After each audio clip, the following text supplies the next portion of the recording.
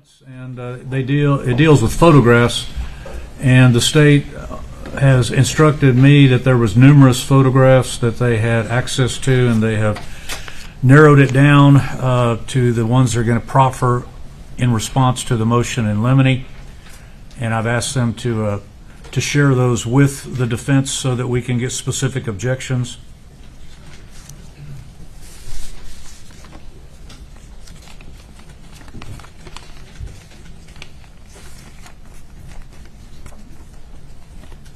Just for the court, here's the case law we're relying on. We've given it to tender group.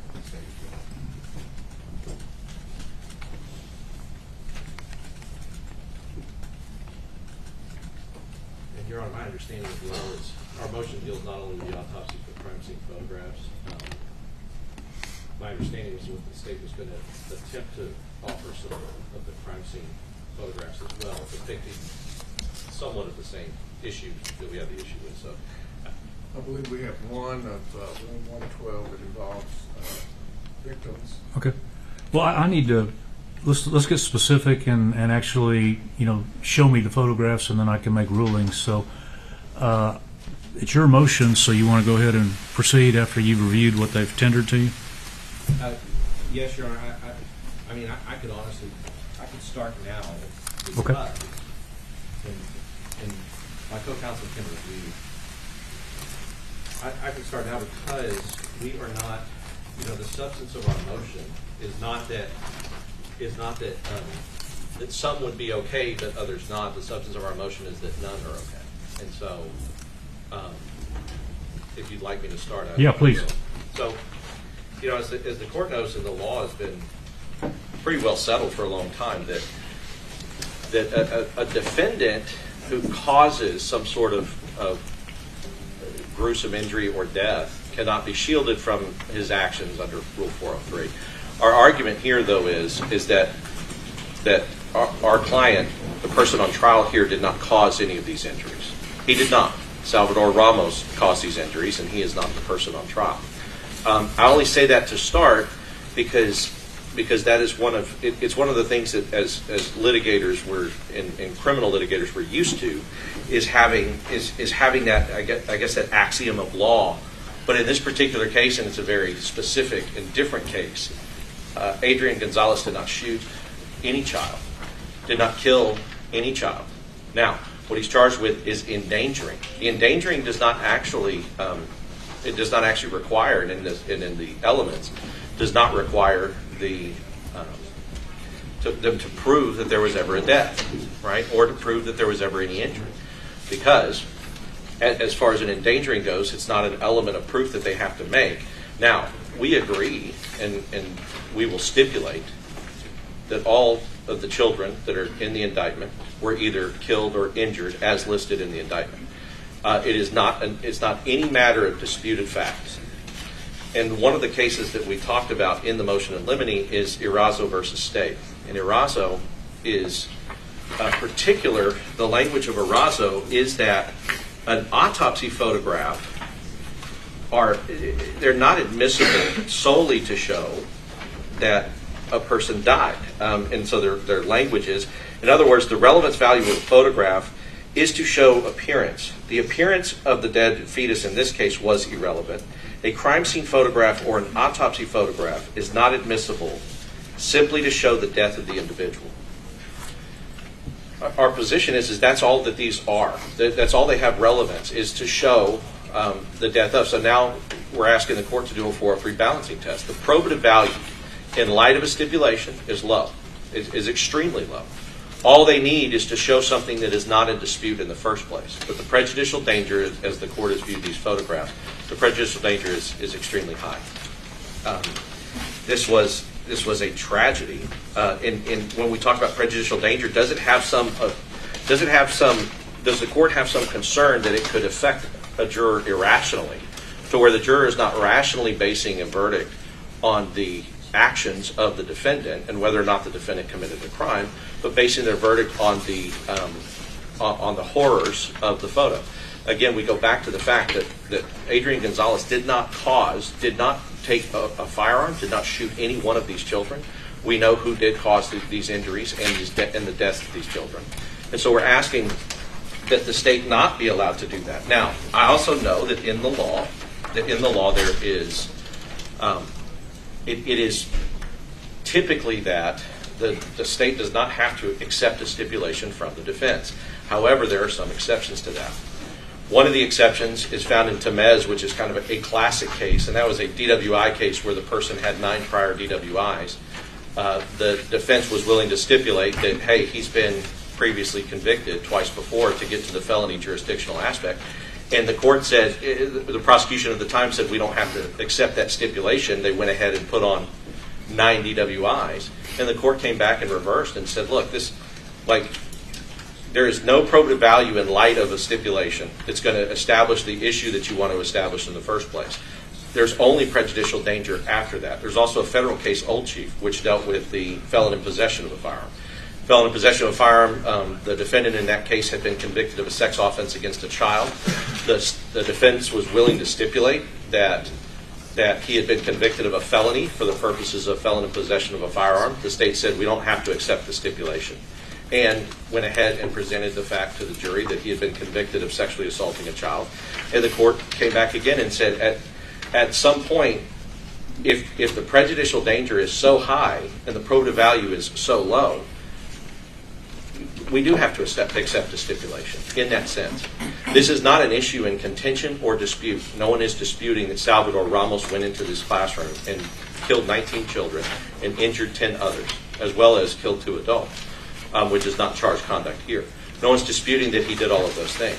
So since there is no dispute, showing gruesome, horrible, heartbreaking photographs to the jury, simply and merely to prove that the individual died or was injured, is kind of a foundational, fundamental 403 balancing test. I can think of, and I don't know if the court's seen any, but I can think of nothing that I have ever seen more prejudicial than these photographs, ever. And the probative value that the state is proffering can only be, because he didn't do those things to those children, it can only be to show that the children have died or were injured. And that probative value is incredibly low in light of the fact that that is not an issue that's ever been in dispute. As the court pointed out, we tried to address in voir dire, but the way we addressed it is they will hear injury and hear about it. We agree that the state can elicit testimony. So they don't even have to accept our stipulation. They can elicit testimony. They're obviously free to do that from any of the witnesses and the medical examiner and everybody else that the children suffered injuries. And even they can detail the nature of those injuries. That will establish as well their element. But as far as these photographs, they are so prejudicial, and the danger of that unfair prejudice affecting the fundamental constitutional right of the defendant to due process and to have a fair trial is great. And so on that issue, we are asking the court to exclude any photographs of any child who has died as a result of these injuries or has been injured as a result of this, and limit the state merely or only to the stipulation by the defense or in addition to the stipulation, because we are stipulating and will stipulate from the beginning, but in addition to that, testimony from the relevant people as to the injuries if the court believes that that's what's needed to prove the element of placing the child in danger of death. So I guess on that issue, there are some other issues in the motion, but on that issue, I will pass to my opposing counsel. Judge, there was one more issue when you're ready for me that I had forgotten to address that I'd like to before opposing counsel does. Okay, go ahead. But it's just that since the court has now seen the photographs, where these children were shot were not decisions made by Adrian Gonzales, how the children were shot. Some of those photographs are particularly gruesome, especially some of the injuries, but all of them are horrifying. Will be horrifying to a jury. And there's one more issue that I addressed in voir dire, that the state in their indictment charged Adrian with conduct of endangering, but stopped that conduct at the point when the shooter entered rooms 111 and 112. all of these photographs and everything else are from things that happened after the shooter entered rooms 111 and 112. So they have limited, what they have done is they have limited the conduct for which Adrian Gonzales can be criminally responsible to up to the point that the shooter enters the room. And they've done that in their indictment.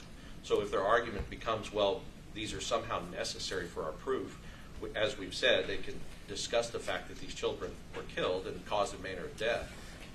But in their indictment itself, it stops Adrian, whatever they're alleging he was doing criminally, which means that after the shooter entered 111 and 112, Adrian's not being charged with any of that, with endangering or any of that criminal conduct or anything else. So, as I said, he's not being charged with shooting these children. He's being charged with an omission that puts them in danger of being shot. But the indictment clearly does say that it does clearly stop at the point before the shooter goes into the room. That's important because, and I think the state will agree, that these children were all killed or injured after the shooter entered rooms 111 and 112. And with that, All right. Who's going? Ms. Mitchell? Okay. I assume you have these cases. I'd like for you to specifically address what's been highlighted in these two cases. In his offer to stipulate and ultimately his argument about the limitations on the indictment. But those cases seem to be fairly on point about, I think everybody can agree, these are horrific photographs. I've seen a lot of autopsy photographs. These are horrendous, not so much by the nature of the injuries, but by virtue of the ages of the victims and the innocence of the victims. So certainly there's no doubt they're prejudicial. My question is, can you address the probative value outweighing the prejudicial value, their offer to stipulate specifically in light of those cases, and the limitation in your indictment that Mr. Gauss has argued? So, Mr. Turner, you may proceed. And if I could, I would start with exactly where he ended, and that is that the indictment ends with the gunman entering 111 and 112. The indictment includes, after the gunman entered rooms 111 and 112 and shot at a child or children in room 111 and 112. And so we have a fundamental disagreement about what the state has accused this defendant of doing. We've accused this defendant of being aware that children are in imminent danger and failing to act in the face of that imminence. And it's the state's position that we're not talking about one shot put the defendant on notice, not two shots put the defendant on notice, but the repeated shots at children at a Robb Elementary School over a number of minutes is what caused this. Our cases that support that proposition are when kids, other child endangerment cases, when one child is injured, evidence that that child is injured is admissible to prove that the next child is in danger also. These are case law. Excuse me? Did you say case law? Case law. In the interest of EW, I believe. Interest of EV. And I have excerpts of that I'll provide for the court. All right. But in that case, it was one child was injured. They introduced evidence of that child's injury because they said that was proof that the other child was in danger of being injured. So as each child is injured, another is also. I want to talk about the concept of adults and children for just a second. And we can all agree, I think it's human nature, I think the nature of child endangerment is that we give special attention because we understand that children are fragile, tender years, and for them to be hurt is disturbing to all of us. But are we to now rule that adults can be murdered and the results of that can go to a jury? Children don't get that same protection by a court in Texas. A child gets injured, but because it's so horrible, the very nature of what makes the defendant responsible for a horrible crime, we're not going to allow the jury to see the results of that. And that's exactly what the cases on photographs of autopsies and crime scenes is about. A defendant is responsible for the conduct that he causes. And in this case, it's the state's position that he was compelled to act upon hearing 60 shots into children, and it was the compelling nature of that and his failure to do that that makes this such a significant crime. We're not talking about one shot and one person. We're talking about 29 kids, 19 of which died. Many of the others are injured. Each one of those children have the right to have their injuries depicted in the absence of Adrian Gonzales acting in the face of that information. Okay, do you want to address the relative probative value versus the prejudicial? The probative value is, number one, we have alleged that the gunman entered room 111 and 112 and shot at one or more children in room 111 and 112. But what's the distinction between discussing it and describing it versus showing the actual photographs? The case law says if you can discuss it, you can show a photograph of it. Well, true, but you still have to consider the prejudicial versus the probative. So what do these photographs lend to the jury in determining any disputed issue of fact that could not be done equally by description and discussion? I suppose the same would be with any injury case, Your Honor. Case law has said, though, that that is relevant. It is indeed relevant. So what we're saying is simply because it's children, because certainly people are killed with high-powered rifles in the state of Texas on a routine basis. So the fact is, what they are arguing makes it so horrible is just that the body is a younger person. And the younger person doesn't get the same protection that the adult does. All right, would you, I'm not sure, are those microphones hot on the council table? Maybe pull that one over toward you a little bit, if you don't mind. Whoever's going to be speaking, maybe get a little closer. Mine will test it on, I assume. It works good. Judge, from the very beginning, we Bill, you said... got to turn it on. You push that little button right there. There you go. Should be a green light. Yeah. From the very beginning, we've tried to explain that the whole case of child endangerment puts people in a different situation. Adults are required to act differently when children are in danger. And it's because of the compelling nature of what bothers us about children. It's the whole reason we have child endangerment statutes. All right, thank you, sir. Final rebuttal, anything? Mr. Goss? Yeah, Judge, it's just to point out that even Mr. Turner said that in this, are we going to say in the state that adults can be murdered and we show their pictures, but children can't be murdered? If Salvador Ramos had not been shot in the eye and killed, shot by police officers at the time, and he was sitting in that chair, 100% all those pictures would come in because that is his conduct and that is what he did. This is not a murder case, and that's not what they're trying.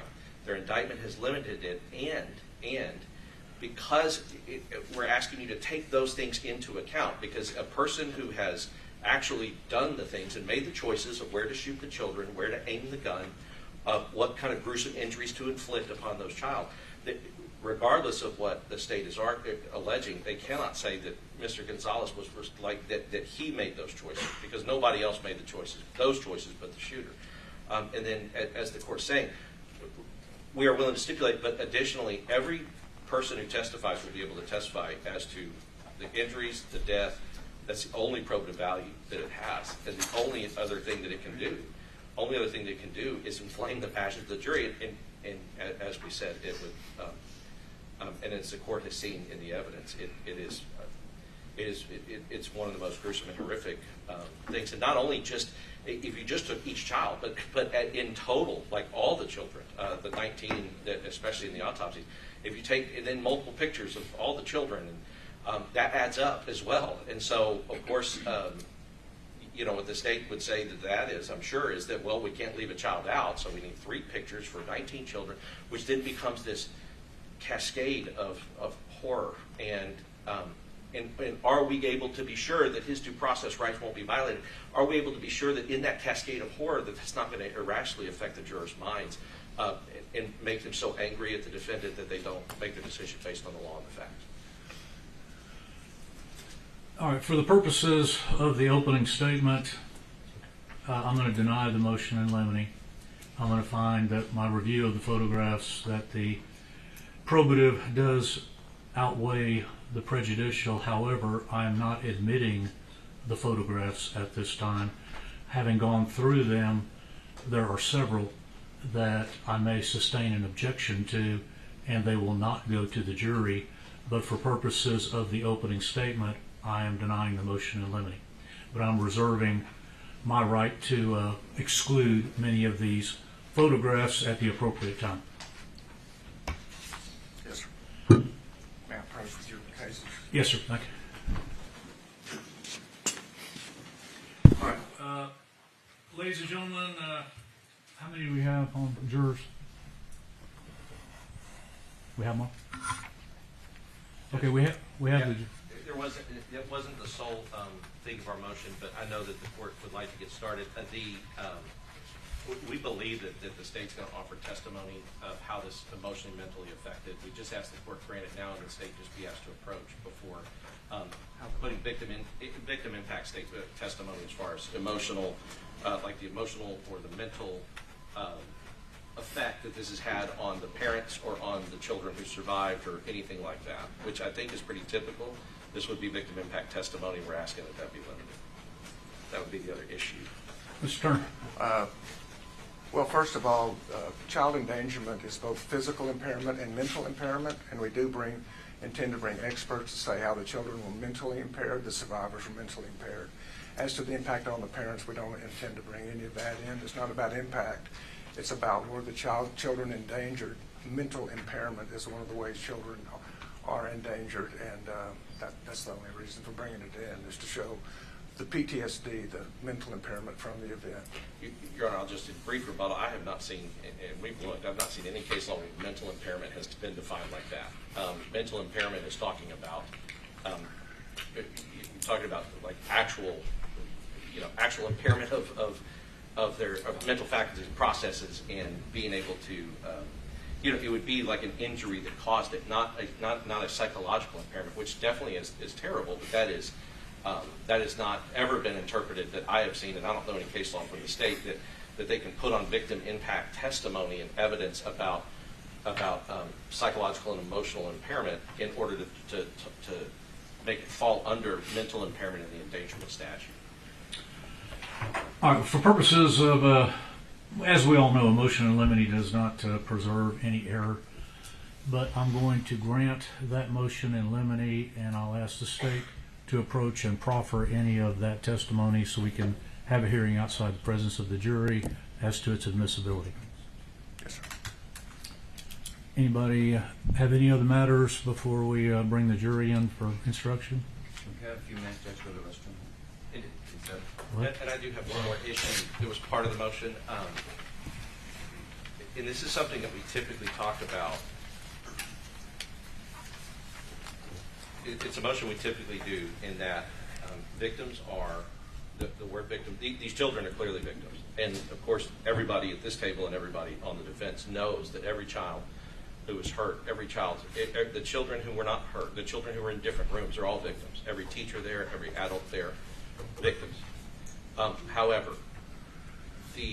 what the nature of this case is to determine if they are Adrian Gonzales's victims. And so we would ask that the state be limited to calling them the complainants or the victims of Salvador Ramos, unless and until at such time as he is convicted. But as I said, there is no dispute that they are, and I'm not trying to dispute it, but we are disputing that they are victims of my client and our client. We are saying that they are definitely victims, but of somebody else. And so we have done that. We have put those in and put those types of motions in before because we do believe that it could have a tendency to affect the jury by them being referred to in that way before he's been convicted or before it's been established that they are his victims. If that makes sense to the court. All right, Mr. Turner. Your Honor, Sire versus State, CYR, is the proposition that two people can be responsible for a child being victimized, the person who does the injury and the person who has the duty to prevent the injury. Both can be responsible for victimizing the child. So his whole concept that these victims are not victims of Adrian Gonzales is completely contrary to what the law is. Well, no, the law is he's presumed innocent unless he's proven guilty beyond a reasonable doubt to all the elements. All I'm saying is that and that has not been established, obviously. So, and I agree that you can have two people can cause an injury, but they have not proven beyond a reasonable doubt that Adrian Gonzalez's omissions are responsible for any of the injuries of the children. And so I want to make clear, I am not disrespecting them, that I agree that they are victims, but they are victims of Salvador Ramos. That's been 100% clearly established at this point. How? There's no evidence on that either, Your Honor. Well, I think they'll stipulate to it. I think they'll stipulate that they are victims of Salvador Ramos. I don't think the state is going to contest that at all, and we're obviously not contesting that either. But I think ultimately is that their whole point is what they want to do is say that they are victims of Adrian Gonzales before they prove beyond a reasonable doubt to the jury that that is true and that is a fact. And so with that distinction, I would ask that the state refer to them as the complainants until and unless they are able to secure a conviction. And then, of course, if we went to a punishment phase to the court, they can, of course, that's just kind of how that works. As far as them proving it, and I know the court knows that. We're just trying to prevent any danger of unfair prejudice or the jury being influenced improperly to believe that before they've proven it that these children are victims of Adrian Gonzales. Okay, well, I'm going to sustain the motion in limine to this effect. They can be referred to as victims because they clearly are victims, but they cannot be referred to as victims of the defendant until and if that is final argument where you have established that beyond a reasonable doubt and you wish to argue that to the jury. But they can be referred to as victims, just not specifically as his victims until that is proven, if it is. Okay? Yes, sir. Mr. Giles, I hesitate to ask, what else? That was it. I mean, we had a kind of a boilerplate prior convictions, prior bad acts. I don't believe there are any. They haven't given us any 404B of any of that, and so I don't. It's just if they believe that there's some prior bad act of our client, we just ask they approach first, and I think they would agree. Well, that'll be granted approach if that arises. Yes, sir. Okay, so before the jury comes in, ladies and gentlemen, spectators, media, I know the media has agreed to some fairly strict rules, and we have a written decorum for the media. I've had several hearings in Uvalde, and I've had spectators, family members, victims in the courtroom, and they have behaved very well. But because of the nature, now that we have a jury impaneled and sworn, I will tell you under the Nueces County local rules, if there is an outburst or some sort of a problem in the courtroom, there's not going to be warnings. It will be removal for the remainder of the case. So please be cognizant of that and honor that, because we have to maintain order, and that is what their local rules demand. So let's take 5 minutes and we'll get the jury in. Yes, sir. And just while we're on that break.